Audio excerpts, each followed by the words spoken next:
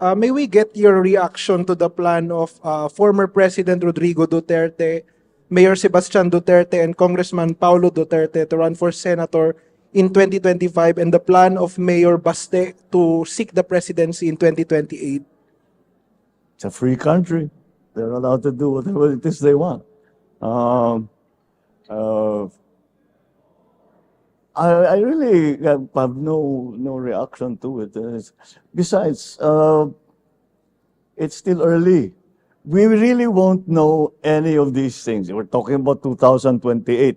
Ang dami pang mangyayari between now and 2028. And the only real situation will become clear in October sa filing. Then we will see really kung tatakbo ba talaga, sino ba talagang tatakbo, kanino sasama, what are the parties involved, which parties are in alliance with which. Yun lang natin makikita sa October. So all of these announcements, well, tignan natin kung matutuloy pagdating ng October.